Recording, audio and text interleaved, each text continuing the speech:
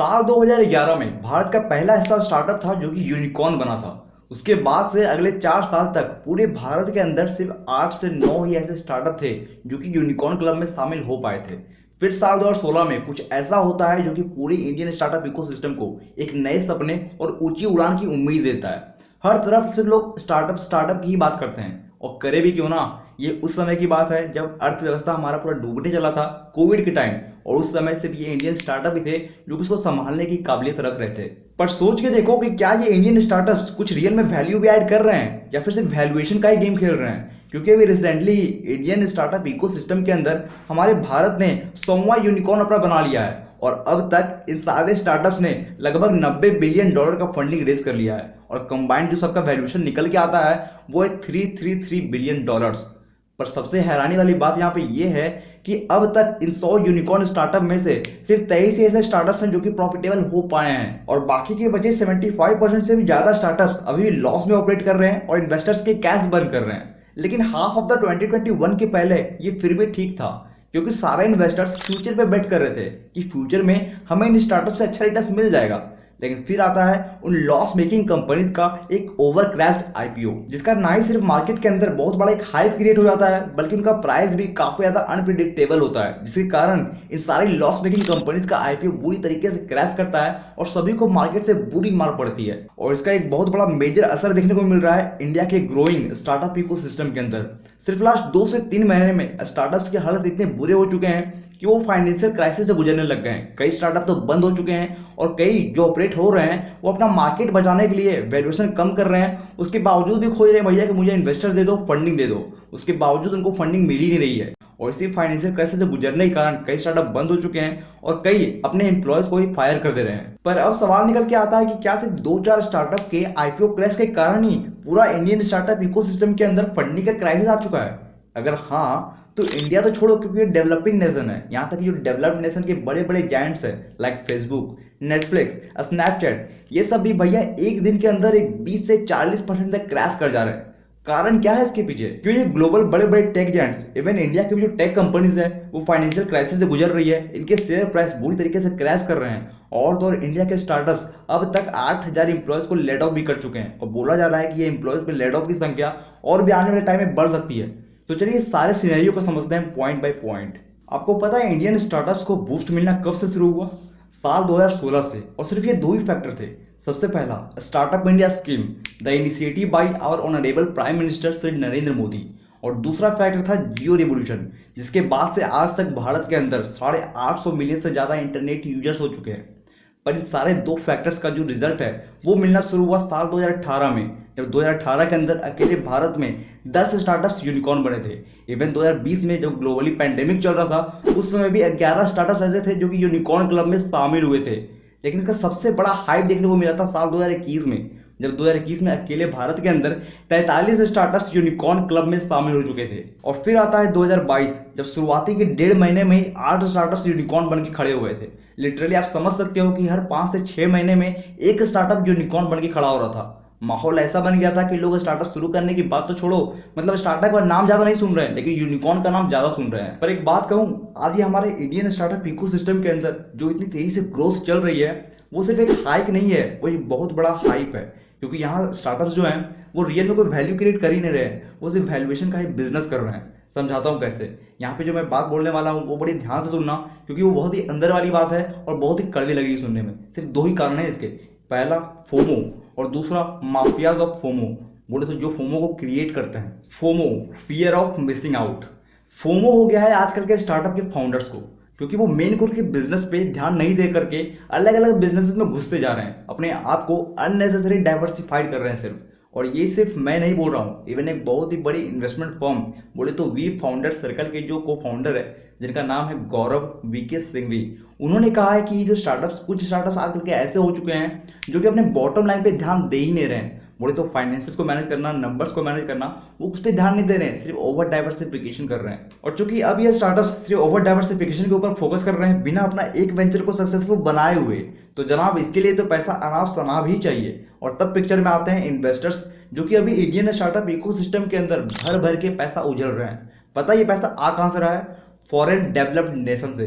बोले तो Japan, USA and China, जो कि खुद तो पहले से ही डेवलप्ड हो चुके हैं और अब बेटर रिटर्न्स की तलाश में वो इंडिया जैसे डेवलपिंग नेशंस में बेट लगा रहे हैं, भर भर के पैसा उजल रहे हैं। और याद रखना, जब भी कोई भी बड़ा इन्वेस्टमेंट फर्म किसी भी स्टार्टअप के अंदर अगर इन्वेस्ट करता है तो मार्केट में एक फोमो क्रिएट होने लग जाता है। जो छोटे छोटे इंडिविजुअल इन्वेस्टर्स होते हैं या फिर जो छोटे छोटे इन्वेस्टमेंट फर्म होते हैं, वो सोचते हैं भैया कि अगर इन्होंने पैसा डाला है, इतने बड़े इन्वेस्टमेंट फर्म ने अगर किसी स्टार्टअप के अंदर पैसा डाला है तो जरूर कुछ सोच समझ के ही डाला होगा। तो मार्केट में फोमो क्रिएट होने के कारण वो खुद भी सोचते हैं कि भैया हम भी से पैसा डाल दें ताकि आने वाले टाइम में हमें भी अच्छा रिटर्न देखने को मिल जाए। और ये फोमो सिर्फ इन्वेस्टर्स के अंदर नहीं, स्टार्टअप के जो फाउंडर्स हैं उनके अंदर भी होता है। वो भी सोचते हैं भैया कि मार्केट में अगर हमें तेजी से ग्रो करना है तो हमें अपना रिवेन्यू बढ़ाना पड़ेगा।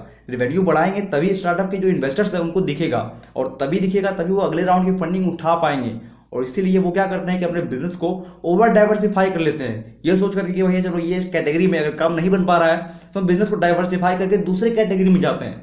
तो दूसरे कैटेगरी में जाएंगे तो वहां से रेवेन्यू आएगा, वहां से रेवेन्यू आएगा तभी वो अगले राउंड की फंडिंग को रेज कर पाएंगे। और जब इतना करने के बावजूद भी जब स्टार्टअप्स सक्सेसफुल रन नहीं कर पाते हैं, जल्दी से प्रॉफिटेबल नहीं हो पाते हैं, तभी ये स्टार्टअप बबल का जो मार्केट है वो क्रिएट होना शुरू हो जाता है, जो कि आज देखने को मिल रहा है। और तभी आज आप देख रहे हो कि सारे जो इन्वेस्टर्स हैं जो कि स्टार्टअप के अंदर इन्वेस्ट किए हुए हैं, वो अब स्टार्टअप फाउंडर्स पे प्रेशर बना रहे हैं कि भैया रिवेन्यू तो ठीक है, अब तुम प्रॉफिटेबिलिटी के पाथ पे चलो, मतलब कि जल्दी से जल्दी प्रॉफिटेबिलिटी पे फोकस करो और सस्टेनेबिलिटी के ऊपर फोकस करो। और प्रेशर बनाने का सबसे बड़ा कारण यही है कि ये जो इन्वेस्टमेंट फर्म्स है वो खुद लॉस से गुजर रहे हैं। दो बड़े इन्वेस्टमेंट फर्म्स, सबसे पहला टाइगर ग्लोबल, इसको हुआ है $17 बिलियन का लॉस, और दूसरा है सॉफ्टबैंक विजन फंड जो कि जापान की है, इसको हुआ है $27 बिलियन का लॉस इस फाइनेंशियल ईयर में, जो कि इनके सारे पुराने हिस्टोरिक डाटा के रिकॉर्ड को तोड़ दी है। आगे मैं बताऊंगा आपको कि इंडियन स्टार्टअप्स का जो नियर फ्यूचर और कितना बुरा होने वाला है, लेकिन उसके पहले हमारा आप दूसरा पॉइंट समझो, माफिया और फोमोस, कि फोमो को क्रिएट करने वाले माफिया कौन होते हैं। तो इसमें सबसे बड़ा रोल निभाते हैं मीडिया और न्यूज चैनल्स वाले।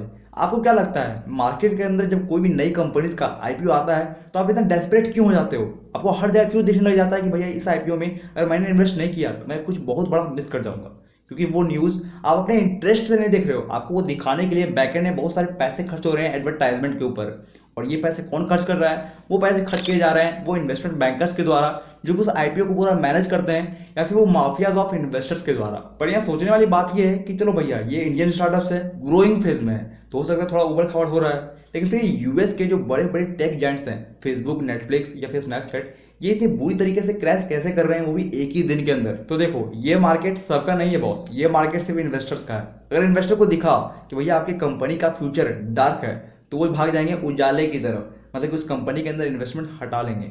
फेसबुक ने बोला कि हमारा यूजर ग्रोथ काफी कम हो चुका है और हमें टिकटॉक से काफी बड़ा कंपटीशन फेस करना पड़ रहा है। बस यूजर को लगा कि इनका ग्रोथ कम हो चुका है, चलो यहाँ से पैसा निकालो, और तभी सारे इन्वेस्टर्स ने भैया फेसबुक से पैसा निकालने लग गए। तभी फेसबुक सिर्फ एक ही दिन के अंदर 26% क्रैश कर गया। नेटफ्लिक्स का तो हाल सभी को पता ही है, इंडिया के अंदर उनको बुरी मार पड़ रही है। अभी हाल ही में उन्होंने अनाउंस किया कि उनके 2 लाख कस्टमर्स घट चुके हैं और आने वाले नियर फ्यूचर में उनके 2 मिलियन कस्टमर्स और घटने वाले हैं।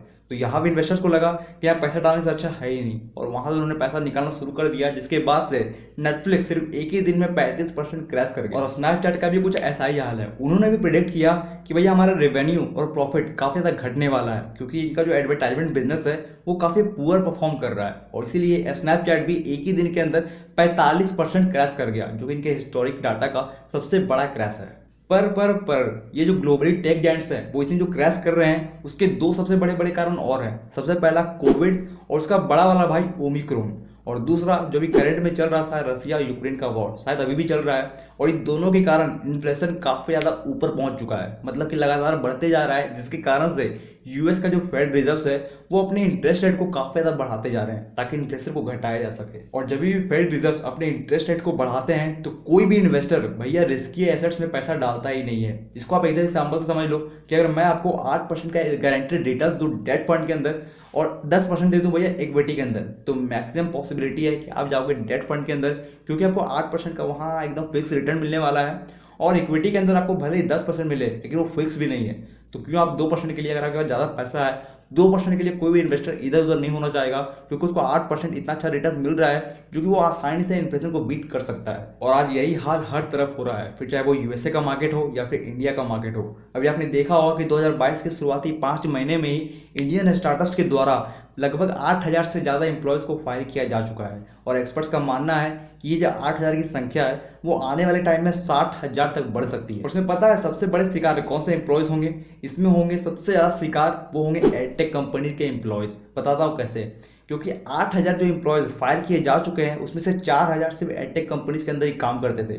फिर चाहे वो अन अकेडमी हो, व्हाइट हेड जूनियर हो, या फिर वेदांतु हो, या फिर और भी जितने सारे कंपनीज है।